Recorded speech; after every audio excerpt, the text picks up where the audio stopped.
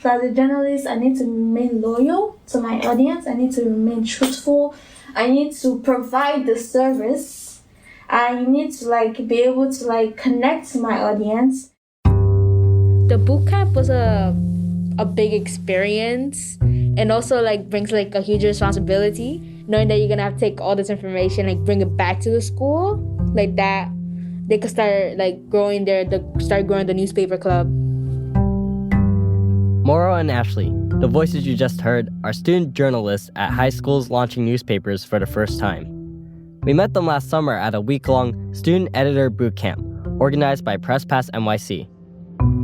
They were bright-eyed, optimistic. The high schools they attend are under-resourced compared to schools like Townsend Harris. They're small schools, mostly black and brown, mostly low income.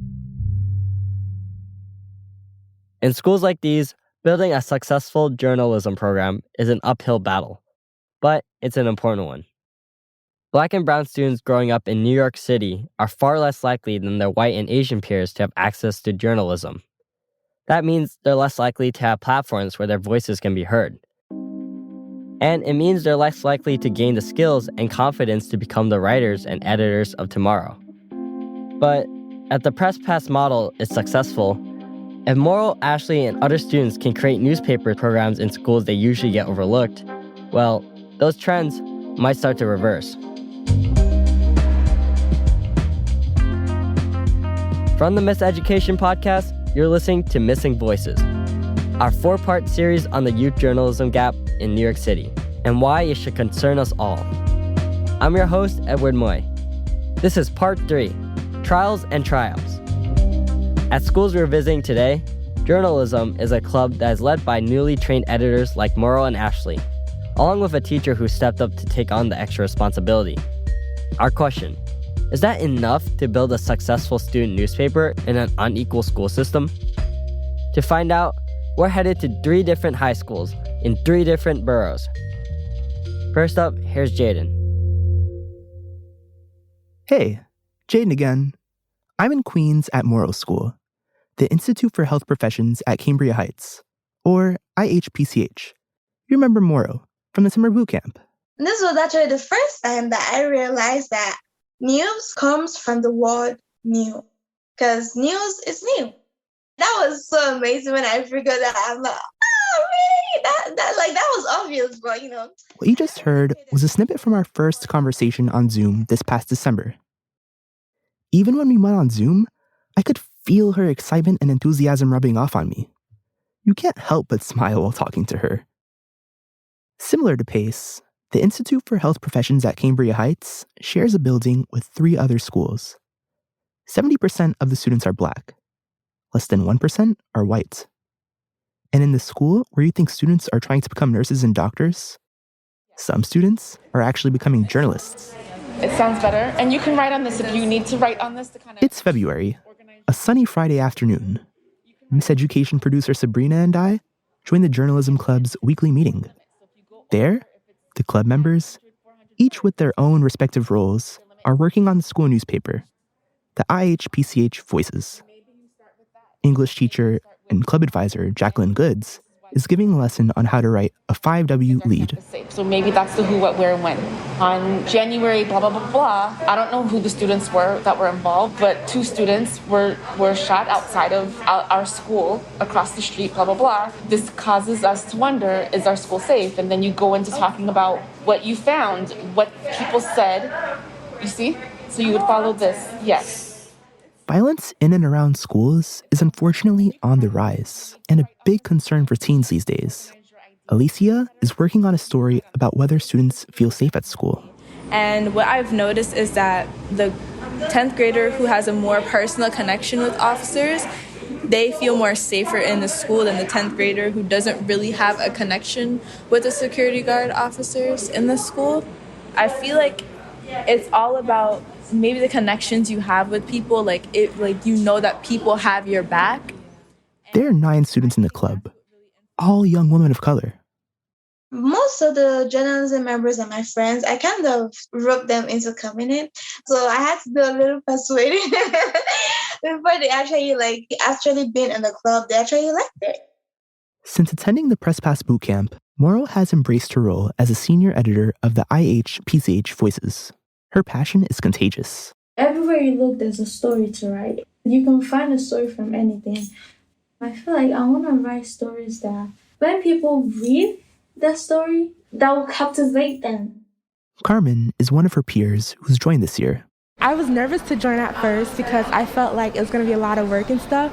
She's gotten over it. Okay, I'm a staff writer and I also update sports. So I'm working on an Alzheimer's story. And I also, before, my first story was children's mental health and how schools impacting their mental health. So I went around with few of my other staff and we interviewed people. And yeah, it was fun. I feel like I've got closer to my classmates and stuff. And I made really great friends. And I'm learning a lot. And as of late May, the IH/PCH Voices has published close to 20 articles on topics impacting students, including marijuana usage and rising Snapple prices at the school store.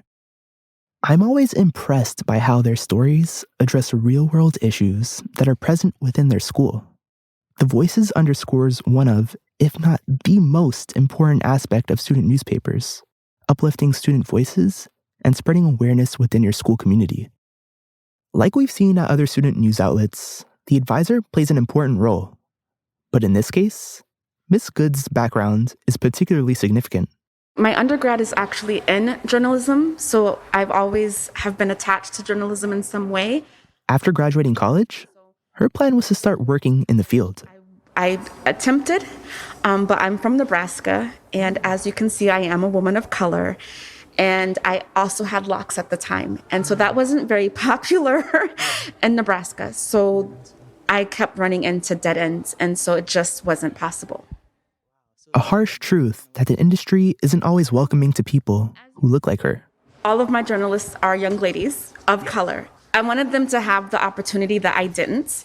I wanted them to be able to experience the love that I have for journalism, but not feel like there was a block. I wanted them to be able to enjoy it, to have it as an opportunity. She actually started the journalism club back in 2015. The IH/PCH Voices began as a video broadcast. So the students from 2015-ish on, through the pandemic even, we were doing broadcasts. So we have virtual sets. It was a really big deal. We have green screens. It was huge. And so that's how our YouTube channel came about, because all of our videos, we would create them using iMovie and we would put them on YouTube. And people watched. The students were watching. The staff were watching. But then the pandemic happened and, people went through stuff. They did manage to put out a few episodes remotely. Students did stories on everything from the Trump impeachment to relationship advice. On a much lighter note, 2021 has also become the year of creating new moments and getting rid of old baggage. Some baggage consists of old clothes and shoes or expired food items, but there's no baggage like old friendships and relationships that need to end. Then, in 2022, Miss Goods found Laura Bergen and Press Pass NYC. Or was it the other way around? I don't know how that happened. Okay. I don't know if she reached out to me or if I reached out to her. But it was once we connected, that was it. Laura has been an amazing resource. Oh my goodness. Because all of this is because of her. Miss Goods took Baruch Professor Jean Belton's course on how to start a school newspaper. And then... But literally, after that connection, Laura met with me. She gave me ideas for resources. Bob is because of Laura. Bob is a journalist at the New York Times who volunteers to give students feedback on their writing. And our website is because of the Baruch experience. So what's happening this year is what I've always wanted for this club. And so this has just been amazing. It's been an amazing experience. At IH/PCH, it looks like Laura Bergen's hypothesis of how small schools can build journalism programs is coming true. Find a teacher like Miss Goods, who's eager to put in the work, and an enthusiastic student leader like Moro, who can recruit peers, give them some training and support, and voila, newspaper. Well, of course, it also takes a lot of grit, vision, and commitment. And students there are doing the work. The IH/PCH Voices truly lives up to its slogan, making our voices heard. Now, they're not at the level of talents in Harris, but for an after-school club that meets just once a week, what they've accomplished is impressive. Impressive. Get it? That was Jaden Williams, reporting from the Institute for Health Professions at Cambria Heights. If it doesn't work out for him in podcasting, he might as well start his own punny press. Okay, so I gotta say, if we're keeping score here, Pass NYC 1, unequal school system 0. But we have 2 more schools to visit. After this quick break, Fred Love takes us to Brooklyn. Hey listeners, thank you so much for listening to Missing Voices. Now, I have a quick favor to ask. This will really help us out. For those of you listening on Spotify or Apple Podcasts, tap the button that says follow, or the plus sign in the top right corner of your screen. Next, tap the star icon and give Miseducation a rating. 5 stars, we hope. Even better, on Apple Podcasts, you can also leave us a review. It may not seem like much, but more ratings and reviews go a long way towards helping new listeners find our show. This work is made possible by your support. You can donate by visiting bellvoices.org/donate. Any amount helps, truly. That's bellvoices.org/donate. All right, back to the episode. And also, brings, a huge responsibility, knowing that you're going to have to take all this information, bring it back to the school. They could start, growing the newspaper club. Remember Ashley from the Pass summer boot camp? She attends the Academy for Young Writers in Brooklyn's East New York neighborhood. Total enrollment, 374. The energy of the school is vibrant. So are the walls, decorated with uplifting murals portraying students of color thriving. Despite Young Writers being in the name of the school, this is the first full year that it's had a journalism club. We march and storm throughout the halls for our school. It's February, and they're working on a mission statement for their recently launched new site, the Writers Weekly. Throughout the halls for our school, which you guys technically do when you guys get the interviews. Okay. Using mediums like satire, articles, and personal statements. After about 15 minutes, they've got the statement just right. So we have, our mission is to ensure that everyone's voices are heard. We march and storm throughout the halls for our school, using mediums like satire, articles, and personal stories. We work with the community for the community.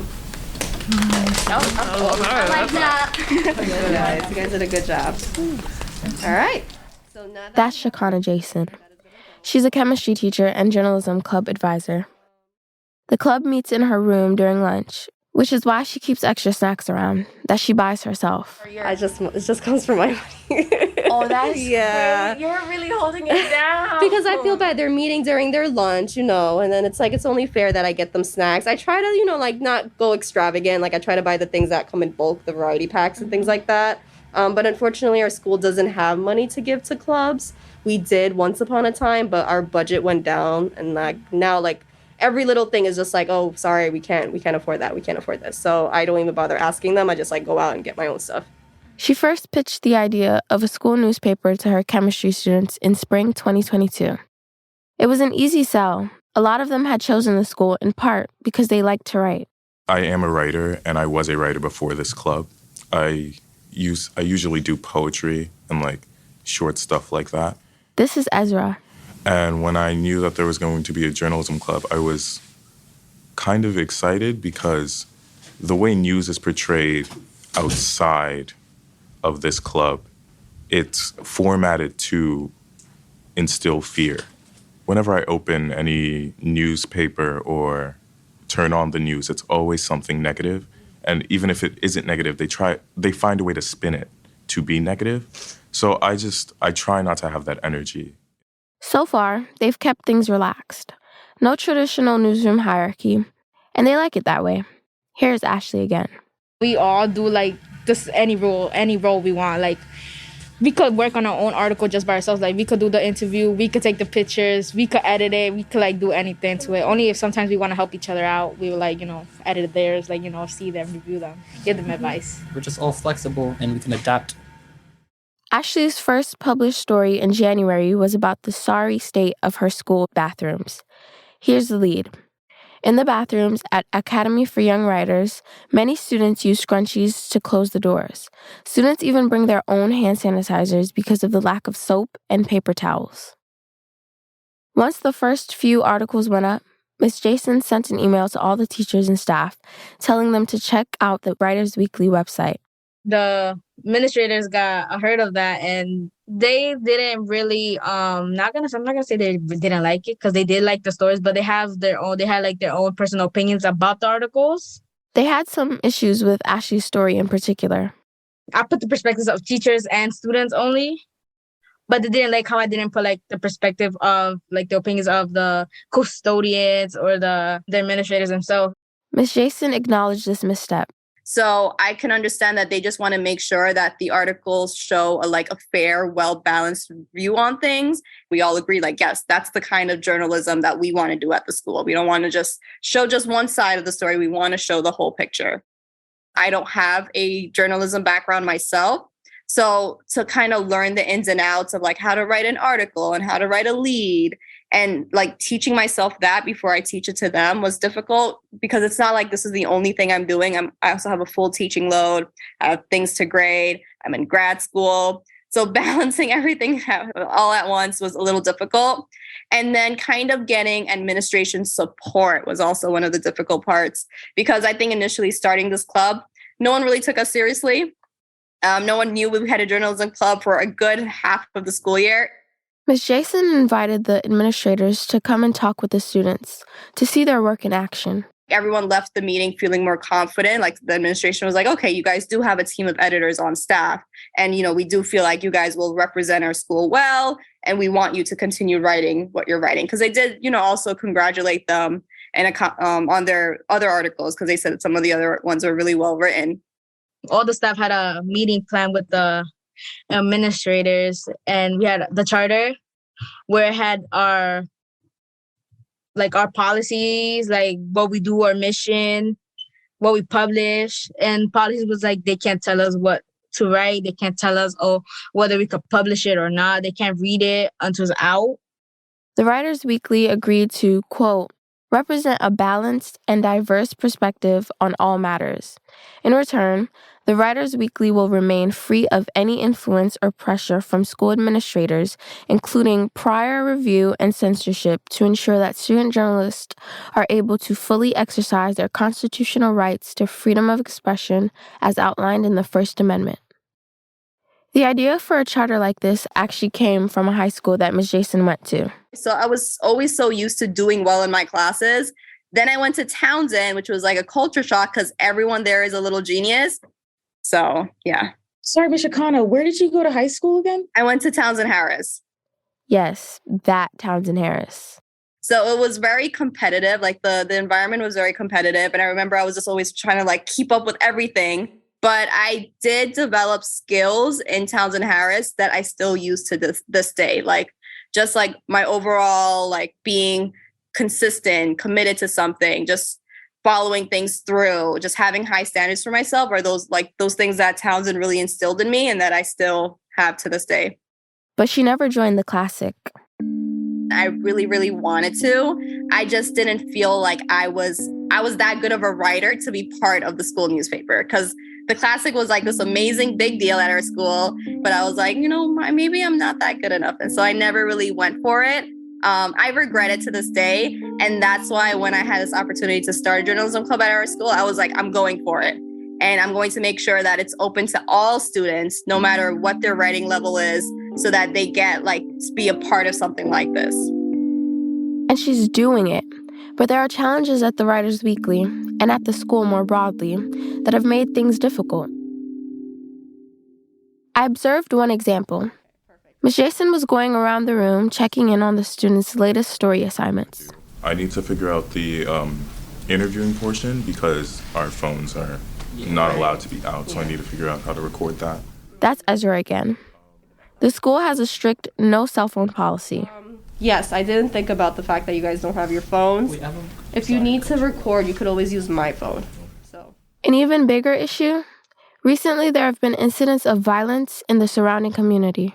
I feel like the students are so desensitized at this point because it's just one incident after another, and they're pretty violent. They witnessed one of the people who were trying to break up the fight get like pepper sprayed. There needs to be a bigger way to address this. I would love for the students to use the Writers Weekly as an outlet to express their feelings and concerns around this. I was thinking of actually transferring like a long time ago. I told the advisor of the Writers Weekly, she was like, no, we need you. And I was like, yeah, I know, I want to stay too. But like, it's like, there's so much going on. Like, it's not safe for me because I feel it's going to impact my education. For now, though, Ashley's planning on coming back in the fall. When she does, she'll have a position waiting for her. Now we actually have Joanne and Ashley, who are going to be kind of our editors-in-chief going into the new school year. I'm excited to see where the roles take them. Although keeping things chill has been their default mode, having a hierarchy could push Ashley and the other young writers to take the weekly to the next level. That was Fred Love at the Academy for Young Writers. So, how to score this one? It's tough. As you heard, things haven't been easy. As of late May, the Writers Weekly has published just 4 stories in the school year, all in January. Press Pass, half a point. Unequal school system, half a point. We have one more school to visit. Here's Wesley. It's 4:30 p.m. on a Tuesday afternoon in March at Health Education and Research Occupations High School, H.E.R.O for short. Wow, these stairs are ethereal. Jeez. They're like, I feel like I'm in, what's that one movie that like they went to the closet? Narnia. Wow, and all these paintings on the wall and like these posters. Wow, it feels so hopeful. I'm here to visit H.E.R.O's after-school newspaper club. 5 students are sitting at the front of the classroom. Upside-down chairs rest atop the rows of desks behind them. And sometimes the why or the how can't fit into that first sentence and it needs to go in the second one. Does anyone have any questions about this? I feel like I'm going kind of fast, especially for people. Amanda Salazar, a journalism grad student from CUNY, is leading a workshop on the basics of reporting. You guys are very quiet. So this slide is about another kind of paragraph called the nut graph, which is a bit of a funny name. Laura Bergen from Pass NYC recruited her to teach some guest lessons at H.E.R.O. Basically, the nut graph is a paragraph that tells the reader why they should care about this story now and here. So that was all I have about the paragraphs. Does anyone have any questions about this? Okay. So yeah, like I said. Ooh, tough crowd today. I have like 5 minutes left. Do we want me to end now, or do we want me to just try to quickly go over something else? What do you guys think? Where's your energy at?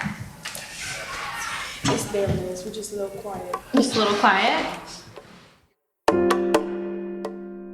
The club ends after about an hour. But with all the awkward silences, it kind of feels like 2 hours. The students pack their bags and head out. The class visit confirms what I had already sensed to be true about the newspaper club. They're having a tough time getting started. We're still trying to work out the kinks of the website. We have like the title of the name of the website, which is the Hero's Journey, but we haven't really been able to do anything as of yet on it. That's Miss Kadira Murphy, English teacher and co-newspaper advisor at H.E.R.O. She came into the new school year ready to get the Hero's Journey up and running. Pretty dope name, right? But the school just didn't have the money to pay for the website. So after several months, Laura Bergen from Pass NYC reached out and paid for it. So I think it's sad, but we were grateful that they were able to help us because the school just really didn't have the funding. It was $700, and they just didn't have it. Think about that. Being stalled out of the gate over a few $100. Thanks to Press Pass, the website is live, but it just has placeholder text like headline goes here. The biggest issue now, attendance. There are some students that goes, like they go, but like some weeks they don't go, so it depends. That's Sunudi. He went to Press Pass bootcamp last summer to be trained as H.E.R.O student editor. But one student isn't enough to build a rocking newsroom. So far, this week and last week, it was like about 3 or 2. Yeah, like about 2 people. This is from an interview I did with him on Zoom in March. I was hoping to meet with him on my visit to the club, but unfortunately, he wasn't able to make it. Instead, once the students left, I chatted with Miss Murphy. Let's just say the next school year, what do you see the newspaper club, and what are your hopes for it? I would want to do like a newsletter every month. If we can't do it weekly, definitely every month, like clockwork. And the students are kind of just doing it by themselves, and we're just like, looking over, but not too much involved in like the writing process. We want them to really be like hands-on in the club. This is a predominantly Black and brown school, so schools that are in like underprivileged neighborhoods don't really get the opportunity. But I think if we can do it, then it would like maybe inspire other schools in the Bronx to start their own newspaper as well. Despite the early challenges, she's still optimistic about what the newspaper can become. I'm hoping Anuti gets the chance to publish regular stories on the H.E.R.O's Journey website next year. In the meantime, he did write a year-end wrap-up story for Pass NYC.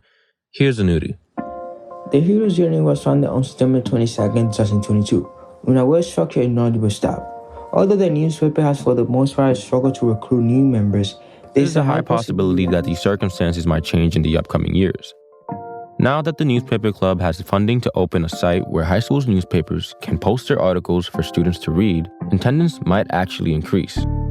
The higher the attendance percentage, the higher the possibility of well-informed students. Most students at H.E.R.O did not know about the newspaper.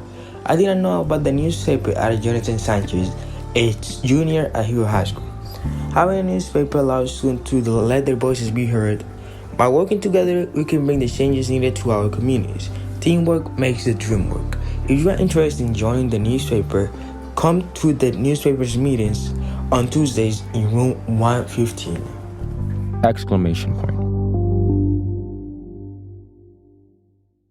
That was Wesley reporting from H.E.R.O High School in the Bronx. Despite the financial support and volunteer coordination from PressPass, the H.E.R.O's journey has yet to set sail. Unequal school system gets the point here. So what should we make of what we've learned today? My takeaway is this. Even when you have a dedicated teacher and enthusiastic student leaders, that's not always enough to create a successful journalism program. PressPass is an essential catalyst, and the working with more than just these 3 schools is actually close to 20, including Pace High School, which we visited last episode. But unlike at Pace, most PressPass schools offer journalism as a club that meets once or twice a week, not an official class during the school day. And that seems to make a big difference. Bottom line, without more investment, the voices that are missing from journalism might stay missing. So, who's responsible for that investment? In part 4, our finale, we turn our attention to the news industry itself. Plus, we head to New York City's annual high school journalism conference and awards presentation. Will schools like Townsend Harris dominate as usual? Or is it possible that a school that's, well, more middle of the pack joins the winner's circle? That's next time on Missing Voices.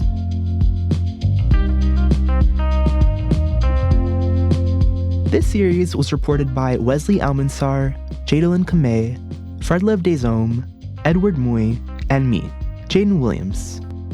Our producers and editors are Abby Levine, Sabrina Duquesne, Mira Gordon, and Taylor McGraw. Sound mixing and scoring by the one and only Peter Leonard. Music in today's episode came from Blue Dot Sessions. Special thanks to Erica Wong and David Herman at The Good Studio, and to Hindenburg Systems. The Miseducation Podcast is a production of The Bell. Learn more about our work and listen to all of our past episodes at bellvoices.org. Follow us on Instagram and Twitter at miseducationpod. This Missing Voices series was made possible in part by the Education Writers Association, the Pinkerton Foundation, the Summerfield Foundation, and FJC. Thanks for listening.